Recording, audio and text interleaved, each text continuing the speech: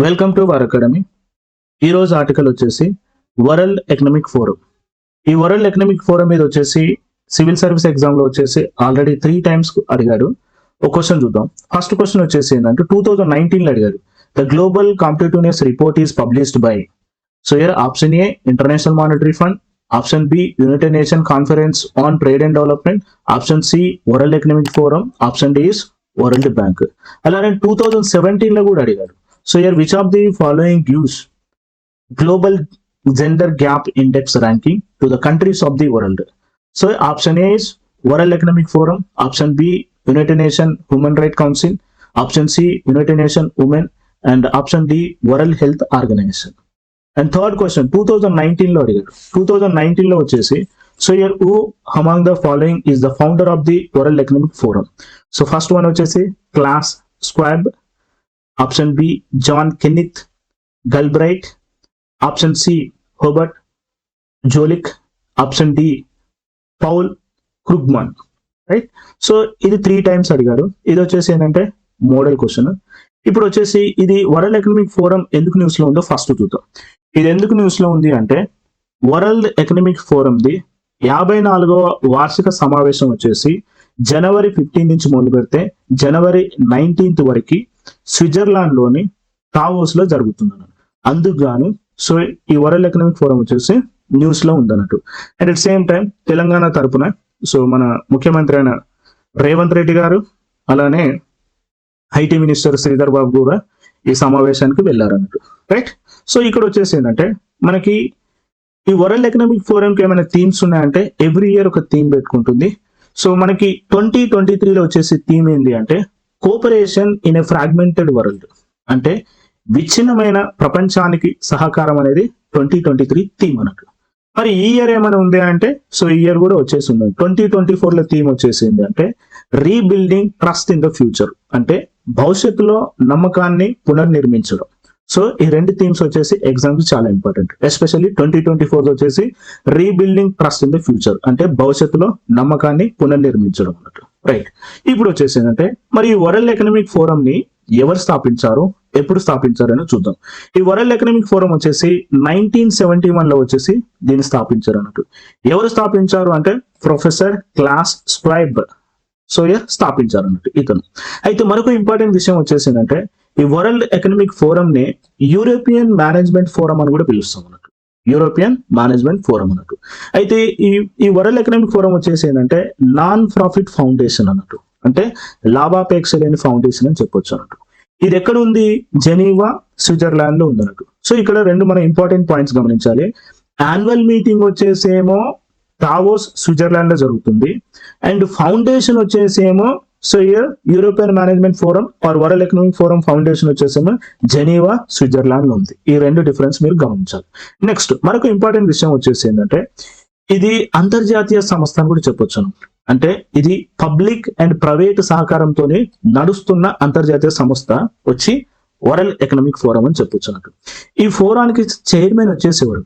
ఈ ఫోరానికి చైర్మన్ వచ్చేసేవారు అంటే class స్క్వైబ్. Right. Professor class స్క్వైబ్ వచ్చేసి ఈ ఫోరానికి చైర్మన్ అన్నట్టు. రైట్.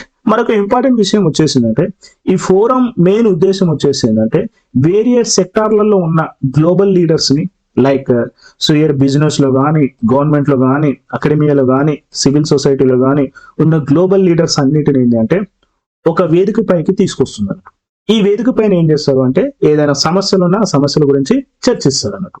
మరొక ఇంపార్టెంట్ విషయం వచ్చేసిందంటే వరల్డ్ ఎకనామిక్ ఫోరం వచ్చేసి ఒక కాన్సెప్ట్ ని తీసుకొచ్చింది అన్నట్టు. ఆ కాన్సెప్ట్ వచ్చేసిందంటే stakeholder capitalism. Stakeholder capitalism అంటే ఏంటంటే జనరల్ వచ్చేసి ఏంటంటే కంపెనీస్ కానీ లేదా స్టేక్ హోల్డర్స్ కానీ షేర్ హోల్డర్స్ కానీ ఏం చేస్తారు అంటే షార్ట్ టర్మ్ ప్రాఫిట్ కి ఇంపార్టెన్స్ ఇస్తారు అన్నట్టు. ఇక్కడ వచ్చేసి ఏంటంటే ఇక్కడ షార్ట్ టర్మ్ ప్రాఫిట్స్ కంటే కూడా లాంగ్ టర్మ్ వాల్యూ క్రియేషన్ కి ఎక్కువ ఇంపార్టెన్స్ ఇస్తారు అన్నట్టు. అట్ ద సేమ్ టైమ్ సమాజం యొక్క అవసరాలను పరిగణలోకి తీసుకొని దీర్ఘకాలిక వాల్యూని పెంచడాన్ని స్టేక్ హోల్డర్ క్యాపిటలిజం అని పిలుస్తున్నట్టు. అంటే స్వల్ప లాభాల కన్నా కూడా దీర్ఘకాలిక విలువకే ఎక్కువ ఇంపార్టెన్స్ ఇస్తారు అన్నట్టు. దీన్నే మనం పిలుస్తాం అంటే స్టేక్ హోల్డర్ క్యాపిటలిజం అని పిలుస్తాం అన్నట్టు. రైట్. మరొక ఇంపార్టెంట్ విషయం వచ్చేసి ఏంటంటే అయితే ఈ ఫోరం పైన ఏంటి అంటే ప్రపంచం ఏదైతే ముఖ్యమైన సమస్యలు ఎదుర్కొంటుందో ఆ సమస్యల గురించి కూడా ఇక్కడ వచ్చేసి ఏం చేస్తారు అంటే డిస్కస్ చేస్తారు అన్నట్టు, రైట్. సో ఇది ఒక ఇంపార్టెంట్ విషయం. అయితే మీకు తెలుసు కదా, అయితే ఈ వరల్డ్ ఎకనామిక్ ఫోరం వచ్చేసి ఏంటంటే 2 ఇనిషియేటివ్స్ తీసుకొచ్చింది అన్నట్టు. ఒకటి వచ్చేసి ఏంటంటే the great reset initiative and second one వచ్చేసి ఏంటంటే ద గ్లోబల్ రీడిజైన్ ఇనిషియేటివ్. ఈ 2 చాలా ఇంపార్టెంట్.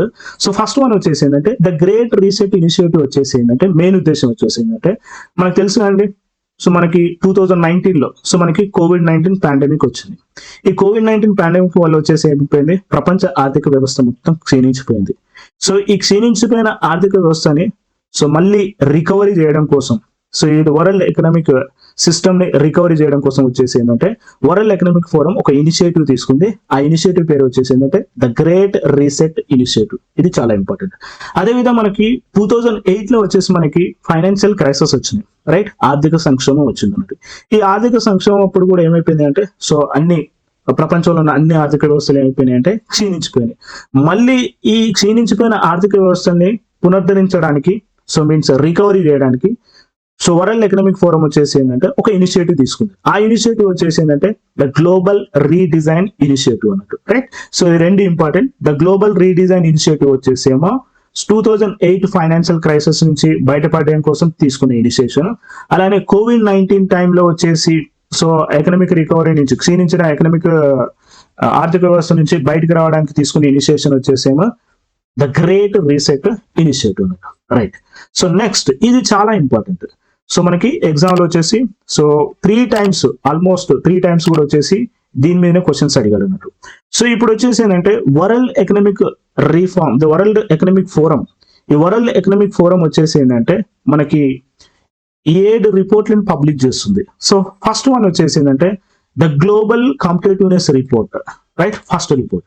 సెకండ్ వన్ వచ్చేసి the global IT report and third one వచ్చేసి global gender gap report and fourth one వచ్చేసి global energy transition index and fifth one వచ్చేసి global risk report and sixth one వచ్చేసి global travel and tourism report and the last report వచ్చేసి global cyber security outlook 2024.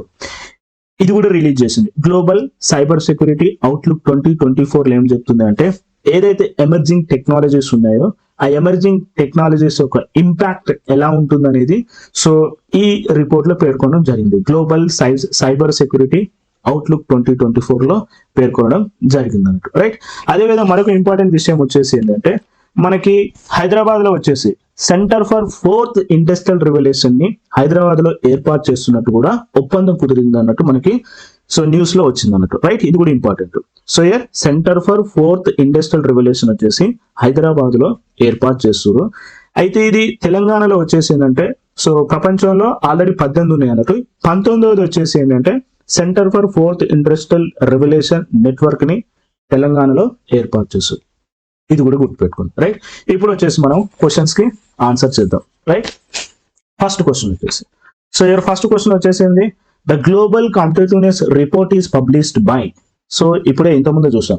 So ఇది global competitiveness report ఎవరు publish చేశారు? World economic forum వచ్చేసి ఈ report ని publish చేస్తుంది అన్నట్టు, రైట్.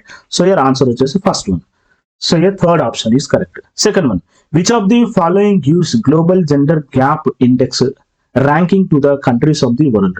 సో ఇది కూడా మనం ఇంతకుముందు చూసాం. గ్లోబల్ జెండర్ గ్యాప్ రిపోర్ట్ వచ్చేసి ఎవరు పబ్లిష్ చేశారు? World economic forum, right. World economic forum. Next third one వచ్చేసి who among the following is the founder of world economic forum? తెలుసు కదండి, Klaus Schwab, right. So Klaus Schwab వచ్చేసి answer, right. So option A is right. Next last question చూద్దాం. So ఇది model question, ఒకసారి చూద్దాం. With respect to the World Economic Forum, consider the following statement. Option 1. The World Economic Forum is holding its 50th annual meeting from January 15 to 19 in Davos, Switzerland. Second option. The Great Reset Initiative is an economic recovery in COVID-19 pandemic. Right? Next, third option is the Global Risk Report 2024 published by United Nations Environment Program. And fourth option, it released Global Cyber Security Outlook 2024 to highlight the profound impact of emerging technologies. Which of the statement given above is correct? Option A 1 and 2, option B 1, 3, 4, option C 2 and 4, option D is 1, 2, 3. Right? ఇప్పుడు first question చూడండి, first option చూడండి. The world economic forum is holding 50th ఇది 54 ఇది, కాబట్టి first option వచ్చేసి wrong. Second one చూద్దాం. Second one వచ్చేసి ఏంది, the great reset initiative. Right, the great reset initiative is an economic recovery in the response to the COVID-19 pandemic. Right, so correct కదా option వచ్చేసి the great reset initiative వచ్చేసి COVID-19 లో తీసుకోరు. Global redesign initiative వచ్చేసి ఏమో మనకి 2008 లో వచ్చిన ఆర్థిక సంక్షోభం టైంలో తీసుకున్నాను. So second is correct. Next, the global risk report. So here global risk report వచ్చేసి ఎవరు పబ్లిష్ చేశారు? యునైటెడ్ నేషన్ ఎన్వైరన్మెంట్ ప్రోగ్రామ్ కాదు. ఎవరు రిలీజ్ చేశారు? వరల్డ్ ఎకనామిక్ ఫోరం రిలీజ్ చేస్తుంది. So option 3 is wrong. Next option 4 వచ్చేసి it is released global cyber security outlook 2024 to highlight the profound impact of emerging technologies. Right, ఇది వచ్చేసి correct. So మనకు వచ్చేసి 2 and 4 మాత్రమే కరెక్ట్. సో హియర్ ఆన్సర్ వచ్చేసింది option C వచ్చేసి answer. Right, so ఇది ఈరోజు concept. So thank you very much.